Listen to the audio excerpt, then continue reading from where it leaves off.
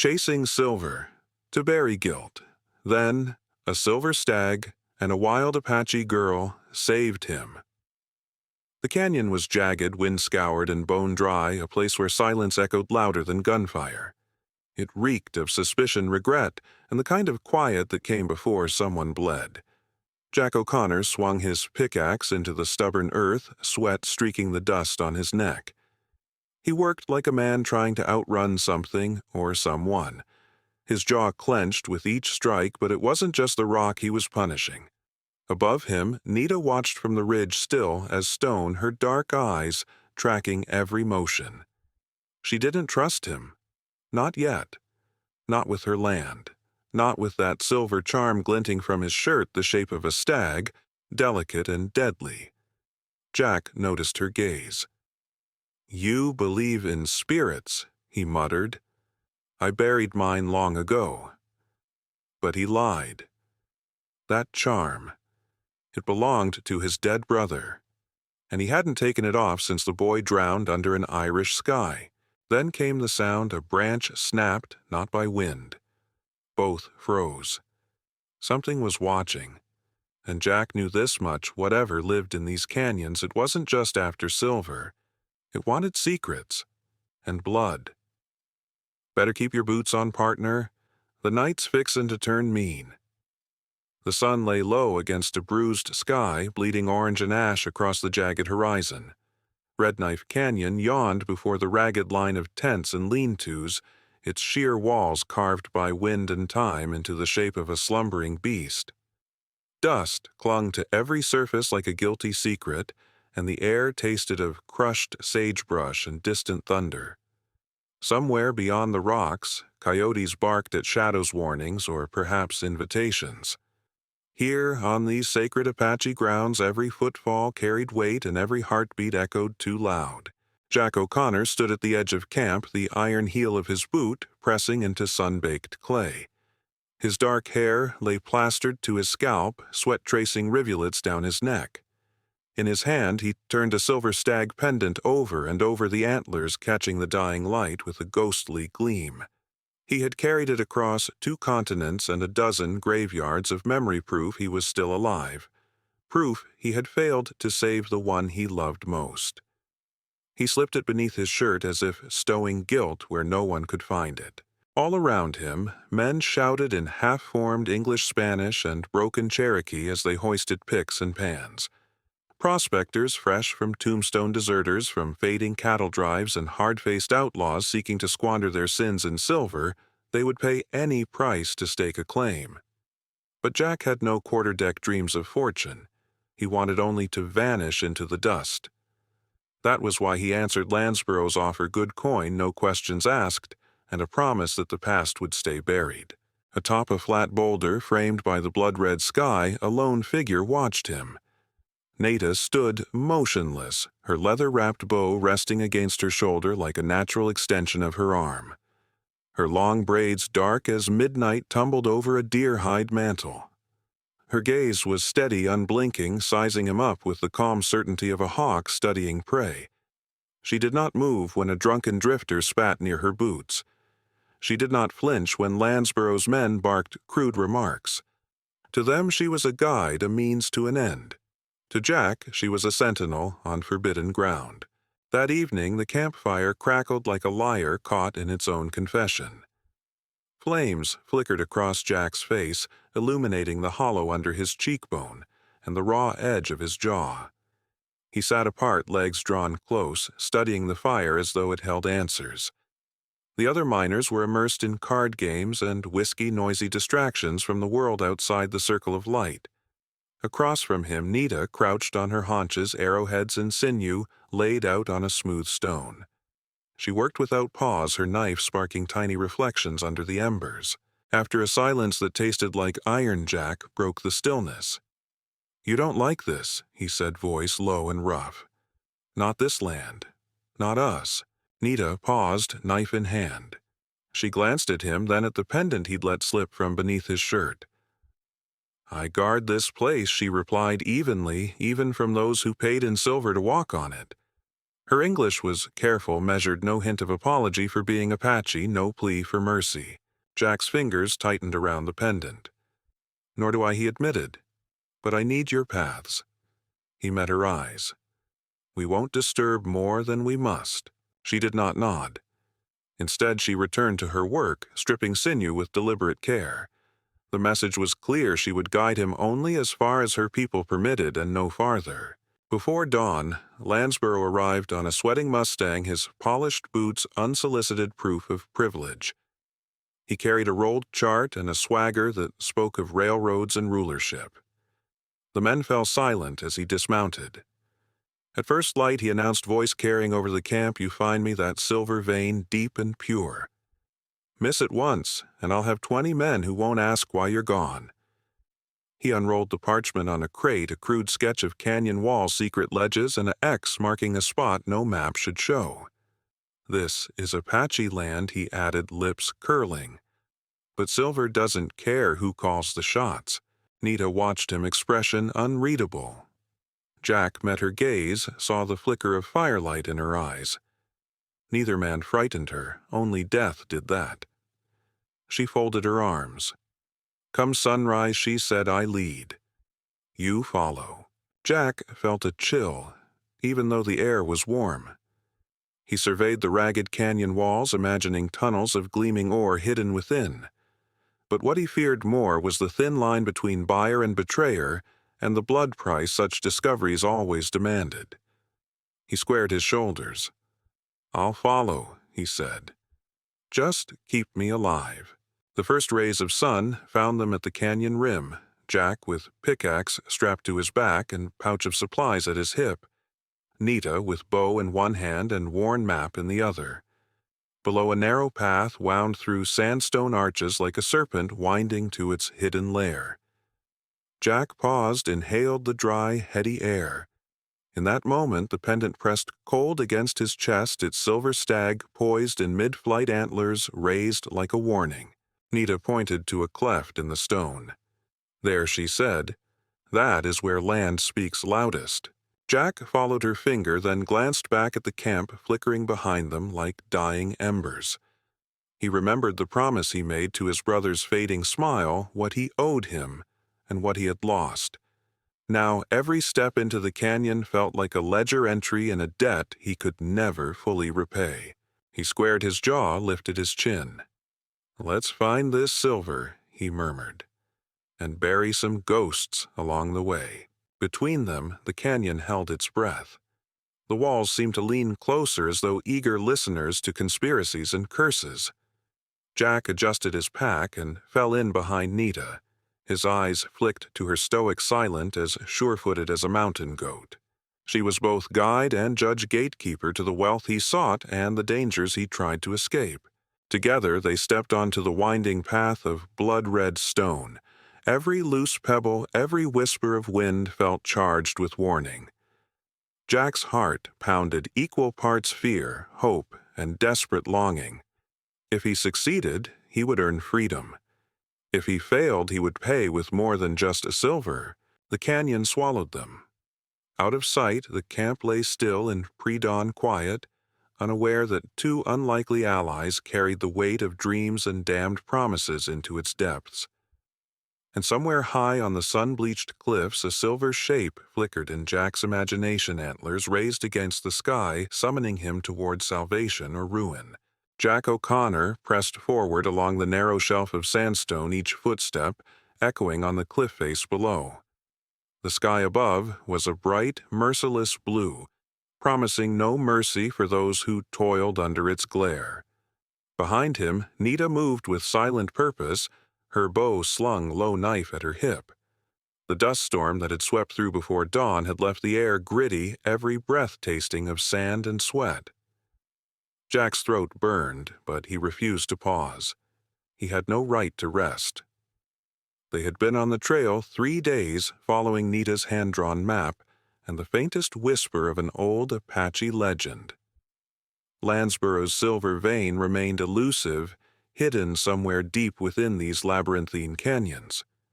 Every crevice promised wealth, and every shadow threatened violence. Jack knew better than to let his guard down. Mid-morning, as the sun reached its peak, Nita halted. She raised a single finger palm outward. Jack froze. From behind a cluster of boulders, 3 riders emerged, bandits in moth-eaten coats, rifles glinting in the light. Their leader sneered, spurs jangling as he urged his mount forward. "Looks like fresh meat," the man called, voice hoarse. "And a pretty red skin for company." Jack's heart lurched. He glanced at Nita. Her dark eyes, narrowed lips, barely parted. She didn't move, didn't shout. She simply stepped back into the rocks, hand brushing the fletching of an arrow. Jack weighed his options. Gunfire would draw Landsborough's men, but negotiating with outlaws felt even riskier. He squared his shoulders and raised his hands. "We're just passing through," he said, voice firm. The bandit leader spat over his shoulder. "No man passes here without paying toll, silver or blood." Jack's pulse hammered. He reached inside his shirt finger, brushing the cool curve of the stag pendant. The charm felt heavier than ever, its promise of protection a mockery. He cleared his throat. "Silver's not ours to give, but I'll bet your boss would pay handsomely to see us alive." The rider laughed, cocking his rifle. "We're our own bosses, Patty.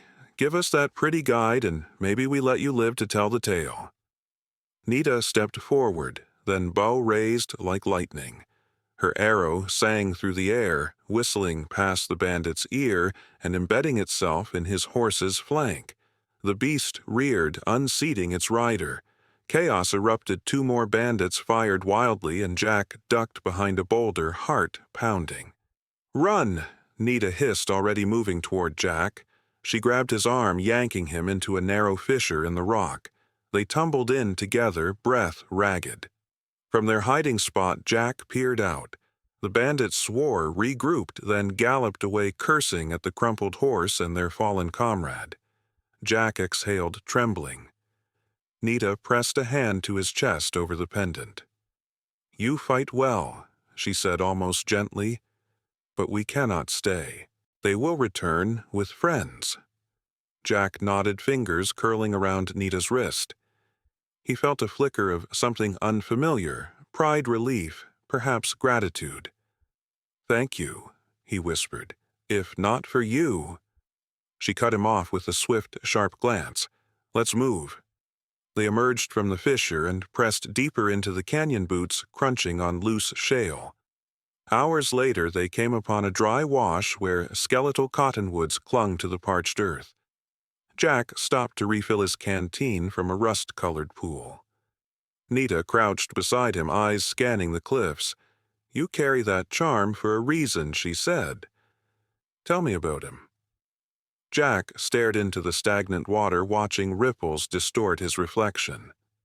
"My brother Sean," he began, voice low. "He was 12. I taught him how to hunt deer back home in County Cork.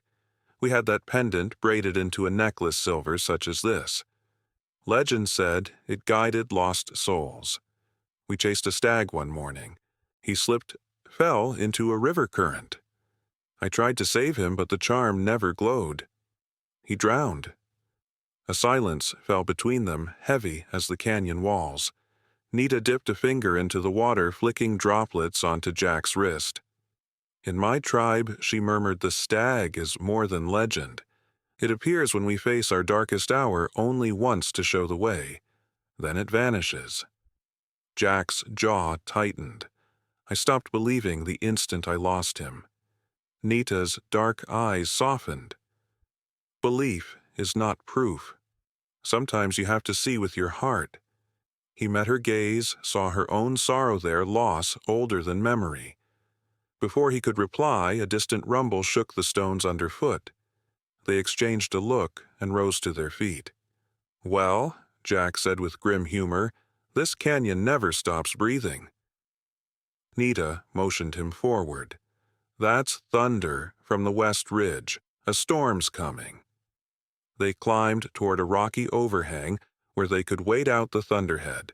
Lightning split the sky and rain followed in jagged sheets, drumming on the stone. Jack draped his coat over Nita's shoulders, though she pushed it away. "Water's sacred here," she whispered. "It cleanses, yes, but can also drown what's hidden." Jack nodded eyes on the far canyon wall. He recalled the stories from his childhood how rivers could carry away sins only to deposit ghosts elsewhere.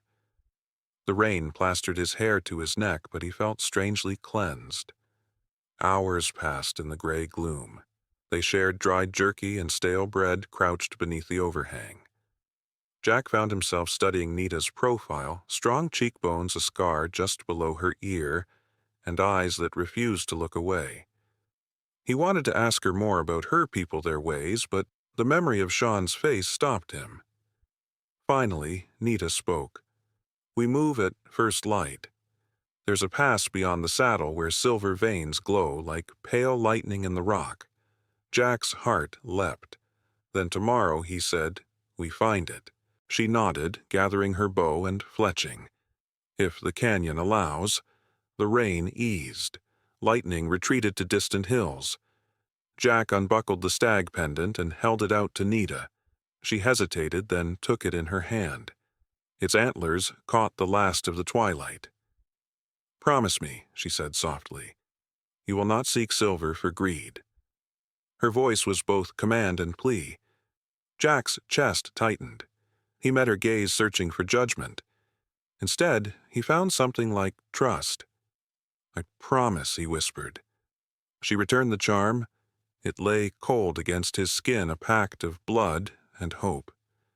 They settled into uneasy rest side by side as the storm clouds drifted east and the canyon exhaled its last thunder. In his dreams that night, Jack chased a silver stag through misted fields of heather. Its eyes were dark coals of sorrow antlers woven with smoke and moonlight.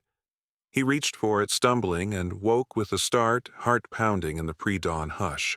He found Nita already awake, watching him from the shadow of the overhang. She offered a small, knowing smile. "Time to go," she said. Jack rose, knelt to tighten his boots. He touched the pendant, closed his eyes.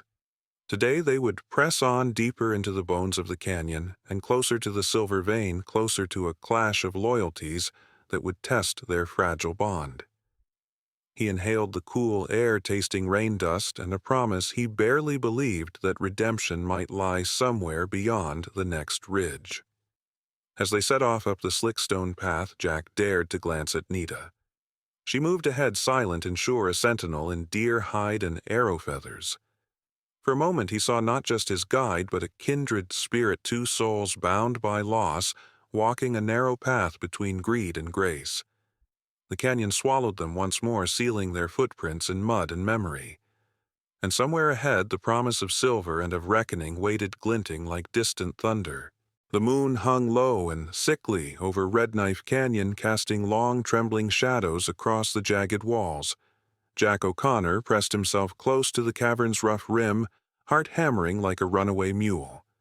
Below him, the flicker of lanterns revealed Landsborough and a dozen mercenaries unloading crates stamped dynamite and primer. Jack's stomach turned. This wasn't prospecting, it was war. He crept closer, every grain of sand underfoot grinding like a scream. Through a break in the rock, he saw Landsborough's polished boots strut across the cavern floor. The man's voice, smooth as gunmetal, cut through the night. "Once we detonate these charges," Landsborough said, pausing to light a cigar, "we'll blow the vein free. Then we'll raise the canyon floor drive off the Apache. No tribe, no treaty, no witnesses." Jack's blood ran cold. He remembered Nita's words, "Silver isn't for greed." Now he knew why she guided him so reluctantly. He clenched his fists. The silver stag charm at his throat, his brother's last gift, felt like a mocking witness. A twig snapped behind him. Jack spun, hand-dipping for his revolver, but Nita emerged from the shadows, bow drawn and arrow pointed true. "They'll kill everyone," she hissed, voice urgent. "We have to stop them now." Jack nodded, blood thrumming in his ears.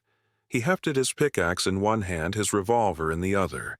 Metal and lead, faith and fury. This was his moment.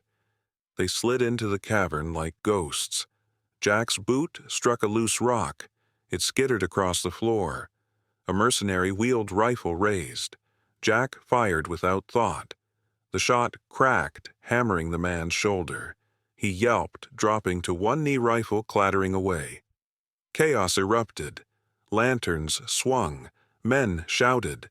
Powder fumes stung Jack's nostrils. Nita loosed arrow after arrow, her shots precise.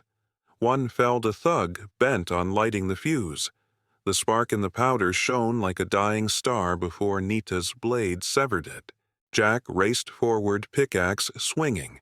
He struck a crate of dynamite splinters, flying, the explosive sticks clattering across the stone floor. Sparks ignited. The fuse hissed like a rattlesnake. No, Jack shouted, but the blast came too fast. The cavern transformed in a heartbeat. Fire bloomed behind them, a deafening roar, lifting rock and dust into the air. Jack was thrown against the wall ribs, slamming into stone. Breath left him in a jagged gasp. When the world settled, he saw Nita lying in the blast's half-light. Her leather tunic was shredded crimson, blossoming across her side. She coughed a thin spray of blood, dusting Jack's boots. Her bow lay broken, nearby arrows scattered like fallen soldiers. "Jack," she whispered, voice ragged. "Go. Get help." He dropped to his knees beside her, pressing his shirt into the wound. Her blood soaked through the fabric, hot and unstoppable. "I'm not leaving you," he rasped, fingers trembling. She tried to sit up, eyelids fluttering. "You promised," she gasped. "Save them. Or save me." Jack's world constricted to that moment, the throb of her pulse under his palm, the distant screams of men scrambling through debris, the cold weight of the pendant against his sternum. He glanced at Landsborough's silhouette, at the cavern mouth, rifle-aimed lips twisted in triumph. He could finish the job, let the silver vein be his ticket out, let the canyon burn, let the Apache scatter into dust. Or he could turn back, dive into the chaos, and carry Nita from the inferno. Memories fractured through his mind, Sean's laughter as they hunted deer in Ireland, the boy's hand slipping from his grasp, the silent river that took him. Guilt had driven him here. Greed nearly bound him. But love, the fierce, trembling love he felt now, pulled him away from the abyss. Jack rose unsteadily, pickaxe in one hand, shirt in the other. He leveled the steel at Landsborough's men. "Stop," he roared, voice echoing like thunder. Bullets kicked up dust at his feet. The mercenaries hesitated, surprised by this single Irishman charging into their midst. He swung the pickaxe in a wide arc, clanging against a rifle barrel and sending its owner reeling. Another mercenary lunged. Jack struck his arm, hearing bone crack. The man howled, dropping his gun. Landsborough fired once. Jack felt the ricochet graze his shoulder, pain blossoming like wildfire, but he didn't falter. He pushed forward, every strike fueled by Nita's plea. The mercenaries, unprepared for such ferocity, broke ranks and fled into the deeper shadows. At the cavern mouth, Landsborough backed away, face ashen. Jack stalked him, pickaxe aloft. "You'll never touch this land," Jack growled. Landsborough's eyes darted to Nita's prone form. Jack's grip tightened. He raised the axe, but then he froze. Nita's pale hand brushed his boot. He dropped the pickaxe beside the spilled dynamite splinters clattering on stone. Jack knelt and hauled Nita into his arms. She whimpered, cold, seeping into her bones. He tore strips from his shirt, binding her side as best he could, every knot soaking blood. Behind him, Landsborough whispered into the darkness, calling his men. Jack ignored the taunts. All that mattered was Nita's shallow breath against his ear. He lifted her one arm beneath her shoulders, the other under her knees. The cave trembled, shifting rock, lingering danger, but Jack didn't hesitate. He charged back through the wreckage, navigating fallen timbers and smoldering fuses. Each step pulsed with pain and determination. Outside, the night air hit them like salvation. Coyotes barked in the distance as if cheering their escape. Jack's lungs burned. His shoulder throbbed where the bullet had kissed him. Still, he didn't stop. At the canyon rim, he laid Nita gently on the dusty ground. She clutched the stag pendant through his shirt. Jack knelt, cradling her head. Moonlight washed her face, bone-white eyes half-lidded with pain, and something softer, something resembling trust. He met her gaze. "I chose you," he whispered, voice raw. "Over silver. Over fear." She managed a weak smile. "I know," she breathed. "Now, hold me." Jack wrapped his arms around her, pulling her close despite the risk of reopening her wound. His heart thundered like war drums echoing across the silent canyon. Around them, the shadows retreated as if granting them a moment's peace. Above, the silver stag charm lay against his chest, cold metal on scorched flesh, an emblem of betrayal and redemption. Jack touched it, feeling the weight of promise and punishment both. He didn't know what came next, whether they would walk away blood-stained but alive, or whether the canyon would claim them both. All he knew was that he would never betray her again. And under that moonlit sky, Jack made another vow to protect Nita and this land, even if it cost him everything. Dust and embers danced in the collapsed tunnel's dim light, settling like ash on Jack's sweat-soaked face. He knelt beside Nita, pressing frantic hands against the ragged tear in her deer-hide tunic. Her shallow breaths came in ragged bursts, each exhale a plea. Above them, the cavern roof groaned, threatening to bury them both beneath ruin. Jack's world contracted to the feel of Nita's blood, warm beneath his fingers, the metallic tang coating his tongue, and the distant shouts of Landsborough's men searching the wreckage. Rage, fear, and guilt warred inside him, until all thought shattered in a single moment of impossible stillness. A pale glow pulsed at the tunnel's edge, slipping through fractured stone like moonlight through a shutter. Jack blinked against the grit. At first he thought it a trick of his fevered mind. Then he saw the shape, slender legs rooted to shifting dust, a bowed neck, and the unmistakable silhouette of a stag, its coat shimmering silver as though woven from moonbeams. Jack's heart thundered. He scrambled back on bleeding knees, revolver forgotten at his side, eyes fixed on the creature's antlers, each tine, a tapestry of symbols, intertwined Celtic knots, curling seamlessly into Apache spirals and thunderbirds. The silver stag of his childhood lore and Nita's sacred guardian had become one. Beside him, Nita stirred. Her dark eyes, glazed with pain, widened as she met Jack's gaze. Then she saw the stag, too, stepping forward on silent hooves. The air thrummed with an ancient resonance, a low, wordless song that vibrated through bone and sinew. Jack reached out, trembling. The stag dipped its head antlers, brushing the rubble as if offering a benediction. Guilt and doubt untwined in Jack's chest, replaced by a fragile spark of faith. He remembered Sean's laughter, the boy's bright hope, and the day he had failed him. Now, confronted by the living legend, Jack felt the burden ease, if only for a breath. Nita's voice broke the hush. "Do you see it?" She rasped, fingers curling around Jack's arm. Her gaze drifted to the stag's Celtic Apache antlers. It's one, both," she whispered. "A bridge between our worlds." Jack swallowed. He pressed his palm to the stag's muzzle, cool metal against his blood-stained skin, and whispered, "I believe." At his words, the stag's glow intensified, illuminating a narrow cleft in the far wall.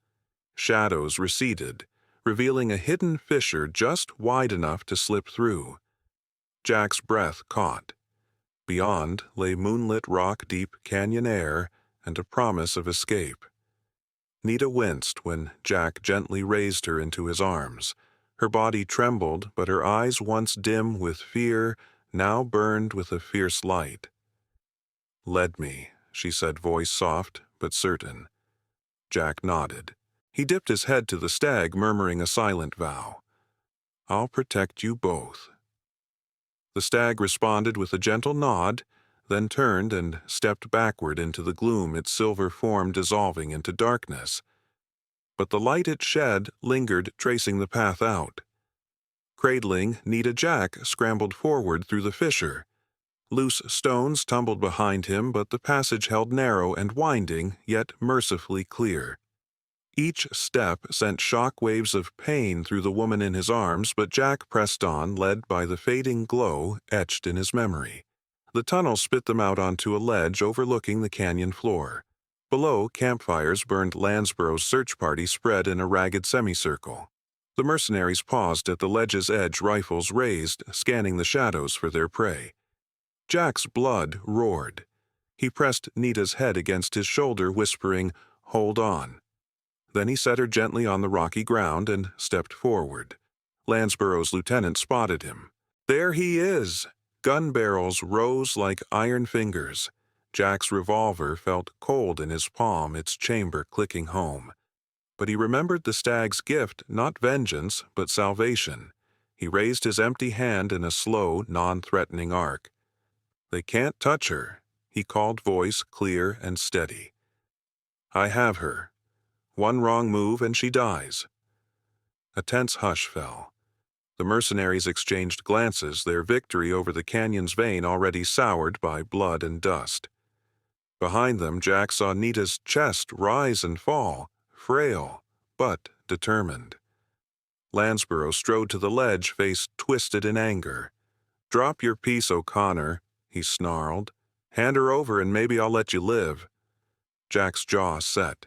He glanced over Nita's head toward the rim where the moon sank lower. "We came for silver," he said, voice low. "But this land, these people, they deserve better." A single word bullshit flew from Landsborough's lips. He raised his rifle.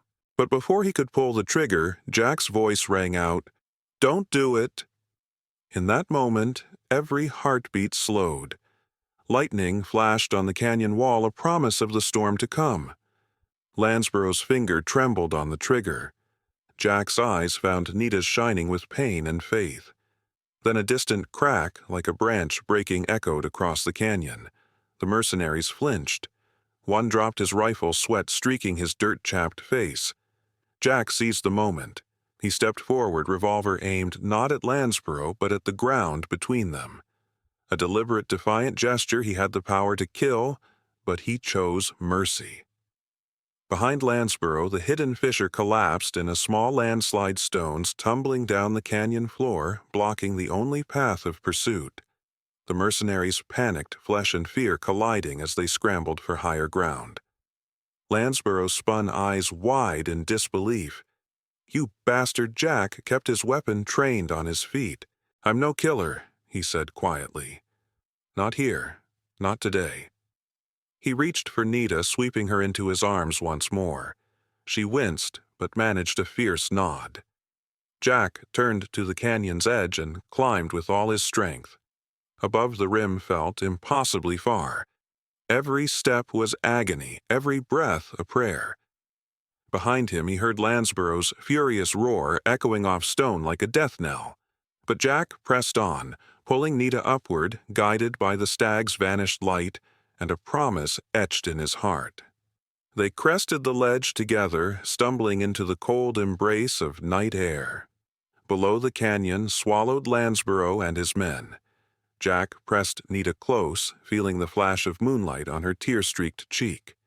She reached up, trailing fingers along his pendant. "Thank you," she whispered, voice brittle with emotion. Jack brushed a hand through her hair. "Thank you for believing." They stood there, two silhouettes against the vast desert sky, the weight of what had passed settling between them. No silver vein, no fortune, only a bond forged in blood, myth, and choice. Somewhere in the darkness, the legend of the silver stag would endure, an omen of salvation for those brave enough to follow it. And for Jack, it had guided him back to belief, and to the woman who had shown him how to believe again. Jack led Nita by the hand through a veil of mesquite and juniper, their breath ragged from the climb, yet full of a fragile triumph. Dawn's first light painted the secret valley in hues of rose and copper, as if the earth itself had bled hope into the sky. Beneath their boots, wild grasses swayed over shattered pottery shards, and weathered stone pillars remnants of an ancient Apache settlement, untouched by Landsborough's greed. They paused before a carved alcove hewn into a sandstone outcrop. There, half hidden by lichen and wind polished over centuries, was the single enduring image, a silver stag, its form etched in relief. Antlers curled outward like Celtic knots, their branches morphing into Apache spirals and thunderbird wings. The carving seemed to glow in the gentle sunrise, as though the world itself honored its presence here. Jack's chest tightened. He reached beneath his shirt and drew forth the silver stag pendant, Sean's last gift. The metal caught the morning light with a soft radiance mirroring the alcove's ancient carving. He held it aloft, breath trembling. Though the pendant had once felt like a millstone of guilt, it now pulsed with something new purpose. Nita watched him, her dark eyes reflecting dawn's glow. Jack raised his voice steady now, without the ragged edges of fear. "This is where the spirit led us," he said, voice hushed but clear. He pressed the pendant into Nita's palm. "It's yours now, a token of both our worlds." Her fingers closed around the charm. She turned it over, tracing the stag's sleek body, then looked up at Jack. For a heartbeat, neither spoke. The canyon breathed around them, birdsong and distant creek murmurs weaving through the hushed hush of morning. Jack swallowed hard, heart pounding with the enormity of what he was about to say. "I thought I'd never earn peace," he confessed, voice raw with emotion. "That charm. It failed my brother. But here," he gestured to the carving, the valley, and the promise in Nita's gaze, "it's shown me that some spirits guard more than life. They guard hope. They never abandon a lost soul." Nita's lips curved into a tender smile. She placed the pendant around Jack's neck, the silver stag resting over his heart. "We share this burden and this blessing," she replied, voice soft as wind through grasses. She settled the necklace against his chest, then pressed her hand over it, sealing the moment in warmth. Jack's eyes moistened. He cupped Nita's face fingertips, brushing a stray braid. Together, he whispered, "We'll protect this place, its people, its spirit." She nodded, her gaze drifting to the distant canyon rims. "By Sunrise's first promise, we vow to keep the stag's memory alive and to guard this land against any who desecrate it." Jack lifted his hand to catch hers. They knelt before the alcove, foreheads touching, and spoke the vow in a single breath. "We honor the silver stag, Celtic guide and Apache guardian. We pledge our lives to protect its valley and its truth." A gentle breeze stirred, sweeping across the carvings and the open grass. The silver stag in stone caught the light again, as though bowing in approval. Jack felt it in his bones, a benediction, a fresh start. They rose hand in hand, the valley stretching before them like an uncharted promise. Jack drew a deep breath of sage-tinged air, tasting freedom instead of fear. Nita brushed a strand of hair back from his forehead, her touch lingering with affection. In that moment, Jack understood the true weight of redemption, not in coin or escape, but in the courage to face guilt, to choose love, and to protect something greater than himself.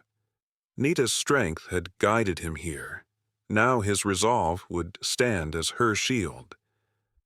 They walked slowly back toward the hidden spring at the valley's heart, where water trickled clear and cool. Jack gathered handfuls of it, letting it slip between his fingers like liquid promise, then cupped it for Nita. She drank, her eyes closing in gratitude. Jack knelt beside her and drank too, feeling the water wash away the last of his doubt.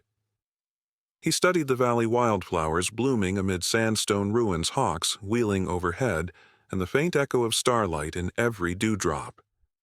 This was home, fragile, sacred, and fiercely alive. When they rose, Nita rested her head on Jack's shoulder. "This is how stories end well," she murmured. "With blood given, promises made, and a new dawn." Jack kissed the top of her head, voice thick with wonder, and with a love that outlives any red dawn or bullet's roar.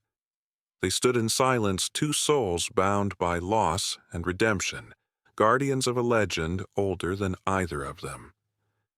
As the sun climbed higher, warming the valley walls, Jack felt Sean's spirit stir within the stag's image around his neck, a gentle reminder that even lost souls can find their way home. Together, Jack and Nita stepped toward the future, each footprint a vow to honor the silver stag, to guard the land that had saved them both, and to walk side by side through whatever storms lay beyond the horizon. What a finale!